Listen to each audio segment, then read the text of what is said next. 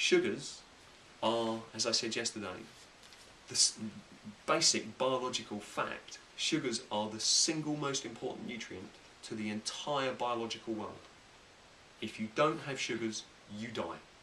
You can have all the other nutrients available to you. If you don't have sugars in your cells, you die. They're the single foremost important nutrient out there. And for 120 million years, we were seeking out the sweetest things in the forest. And the forest was evolving at that same time to give us the sweetest things, to make us come to it, to spread its seeds. It's co-evolution. And so we have a one-to-one, we are wired with a one-to-one relationship with I need sugars to fuel my cells and I'm looking for sweet things to eat. And we know this is evident in all of us. Nobody has a curry tooth or a lasagna tooth, you have a sweet tooth. Your instincts are driving you. This isn't weak-willed, this isn't weakness, this isn't indulgence, this is instinct. And so at what point did eating sugars go from being the most essential biological need to being the biggest national killer in terms of diabetes and obesity and weight gain? It's all completely backwards. And the way that that has happened is that the sugars that are coming to us are no longer sugars in their natural form. They are sugars that have been extracted from their natural form, so they are out of context. And this changes everything. Context is everything with biology. It's not about how much of a given molecule is in a food. It's not about how much of a given atom is in particular molecules. It's about the context. Your body works on only one level of extraction of food.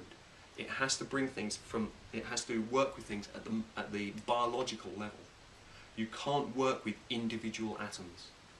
So picking up iron, for example, you can't just suck on a nail and pick up iron. You could put that nail under your tomato plant and the tomato plant would leach the iron atoms out of the nail, bring them up into huge organic structures, and then you would eat the organic structures by eating the tomato. Your body works on that level. It doesn't mine minerals, it consumes biochemistry. And it's the same thing with sugars. If you take sugars out of their natural context, they lose their viability. Can't utilise them so well. The bad bacteria in your bowel will explode on them, it loves you for it. And then that's what squeezes out the good bacteria in the bowel, which is why refined sugar is the third biggest killer of lactobacteria. But in terms of actually assimilating these things and keeping everything in balance, refined sugars don't work for you. Your blood has to have more than that much sugar in it to keep you alive. If your blood sugar levels drop below that, then you have a store of sugars in the liver, about 12-24 hours worth of sugars to tide you over that, to keep you alive. If you do drop below that, you'll start to get numbness in the extremities where the blood won't be delivering sufficient sugars and therefore sufficient energy and life to the final delivery points in your venous network. You'll get fogginess in the brain, you'll get loss of vision, you get classic hypoglycemic symptoms, and your liver is protecting you against that for as long as it can. If you have more than that much sugar in the blood, then the blood starts to act as if it's thick. It won't go into the tiny capillaries in your fingertips and in the brain and in the back of the eye and in certain nerve networks. So you start to get numbness and loss of vision again, you get those same symptoms. Your pancreas can produce an enzyme called insulin, which will force those sugars out of the blood plasma into cells and thereby lowering the blood sugar level. But if the cells aren't calling for those sugars, then they process them and chuck them back out into the blood as hard fats. You get into fat in the blood stories, which we'll come to tomorrow. Or, if there's excess sugar in the blood, then the kidneys can strip it out. The kidneys, as I said yesterday, aren't a detoxification organ, they're a balance organ. Anything that's in excess in the blood, you'll find in the urine. Anything that's in excess in the blood in any given moment. So if the hypothalamus at the back of your brain says there's too much water in the blood, it tells your kidneys to filter out more water. And so all the water goes out, or that amount of water goes out into the urine. along with any sugars that are in excess, any proteins that are in excess, any immunological information that's in excess, anything. It's all balanced by the kidneys. And so between your kidneys and your pancreas, you never go over the amount of blood sugar in your system. And this system is honed and tweaked over hundreds of millions of years to work with whole cells, meaning that when you eat foods, it looks like that. And all the sugars and all the other nutrients are on the inside of these cells, doing what they need to do for the cells.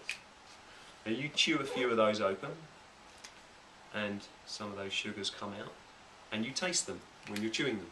It tells you that that's a sweet meal. It tells your body that that's fruit, actually. And your body then aligns itself to assimilate what it has found in these cells. And so you'll get an initial little hit of sugars off of that meal, the sugars that you broke open in the cells that you chewed up. And then as the rest of the cells digest, they will give you a trickle off of sugars, which means that your kidneys and your pancreas will have to do that much work in order to make sure there's not too much sugar in the blood. And then your liver will kick in when there's no longer sufficient amounts of sugar coming out of the blood, coming out of the food into the blood.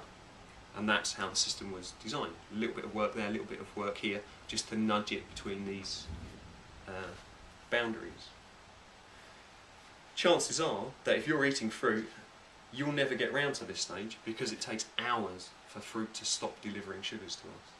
And so by the time you come round to using your liver supplies, you'll have eaten another meal of fruit that will have topped up the amount of sugar in the blood. So you have this fairly constant amount of sugar in the blood without that much work to manage it. If you are suddenly starting to receive most of your sugars from refined sugar, which is what most of us associate to sugars, we don't use the word sugars, we use the word sugar, which is endemic, then you haven't got intracellular sugars.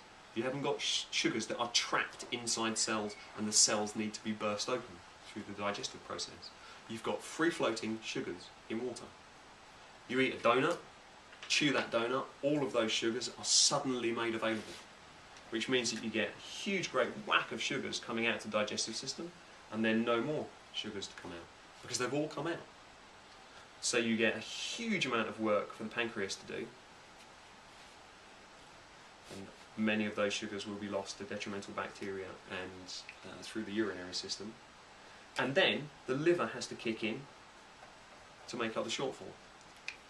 Chances are that by the time you've got round to the liver needing to kick in, you're going through sugar blues, because that is the message of your body that actually there aren't the resources in the liver to keep this up. Give me some more sugar.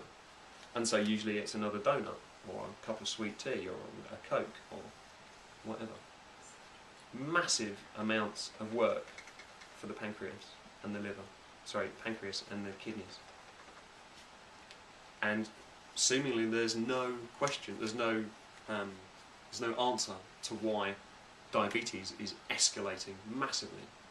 And it follows, pretty much always, pancreatitis. Pancreatitis is the inflammation of the pancreas in order to meet this workload.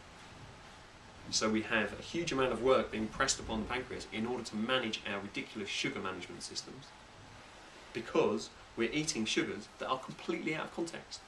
Doesn't matter whether you're talking about sucrose or fructose or glucose or any of them. If they're out of context, they'll cause you this sugar spike.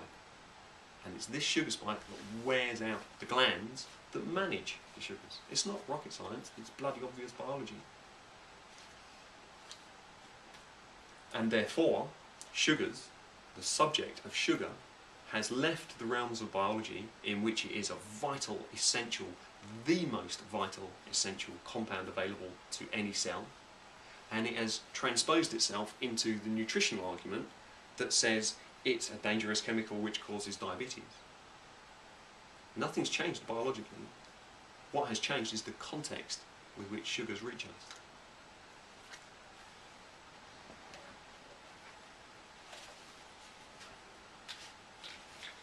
If you use honey, for example, honey, free-floating in water, dissolved into a cup of tea, is free-floating sugars. It causes you this massive sugar spike. If you juice fruit, then you separate out, you deliberately separate out all the pulp, which is all the parts of the cells that would have slowed down the uptake of those sugars. Separate all those out and take out free-floating sugars in water, drink those, same sugar spike. Agave syrup, yacon syrup, maple syrup, all exactly the same when you're just looking at how the sugars work.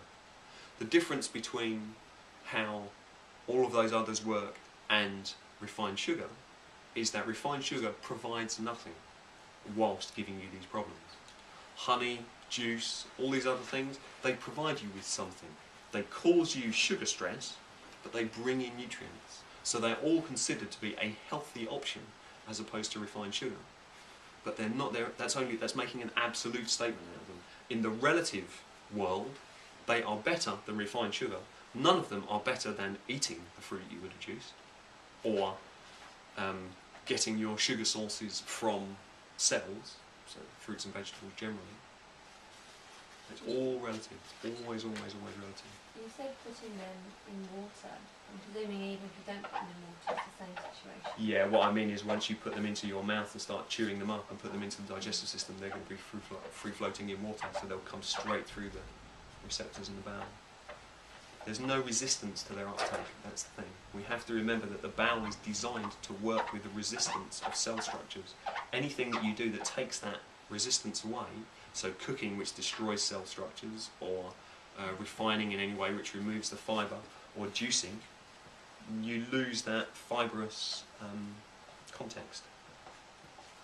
And so the answer where juicing is concerned, juicing is a fantastic thing to do, because, or if you're juicing vegetable matter, because you can eat 3 meals a day and juice 30 carrots. You can't eat 3 meals a day and eat 30 carrots. So you can theoretically massively increase the amount of nutrient flow coming into the system through juice. But replacing meals with juice doesn't really work, because all you're really doing is losing the fibre.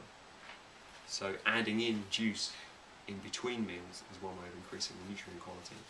But to juice vegetables rather than fruit. Eat fruit, it's lovely.